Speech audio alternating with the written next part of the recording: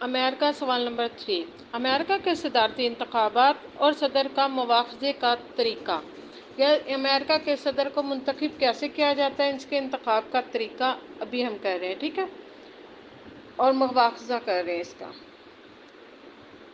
Number 1 پر لکھیں گے تعارف۔ موجودہ دور میں امریکہ کا صدر دنیا کا طاقتور ترین حکمران کہا جا سکتا ہے، کیونکہ اکثر دیکھنے میں آیا ہے کہ امریکی صدر جو آئینی پابندیاں عائد ہوتی ہیں وہ ان کو بھی بعض اوقات نظر انداز کر دیتا ہے اور اپنی مرضی اور منشا کے مطابق حکومت کرتا ہے۔ اس کی ایک بہت بڑی وجہ امریکی رائے عامہ ہے، جو صدر کے اختیارات میں اضافے کا باعث بنتی ہے۔ نمبر 2 پر لکھیں گے امریکہ کا موجودہ صدر کون ہے، اس وقت اس کا نام لکھ دینا۔ نمبر 3 صدر کا انتخاب، اے آئینی انتخاب، بی عملی انتخاب۔ نمبر 4 پر لکھیں گے صدارتی امیدوار کی شرائط۔ نمبر 5 پر میعاد عہدہ۔ نمبر 6 پر تنخواہ اور مراعات۔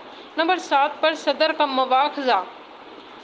نمبر 8 پر لکھیں گے امریکہ کا نائب صدر، اور نمبر 9 پر لکھیں گے نائب صدر کا مواخذہ۔ نمبر 10 پر لکھیں گے امریکی صدر کے طریقہ انتخاب، اور نمبر 11 پر اس کو حاصل کلام کر کے اس کو ختم کریں گے۔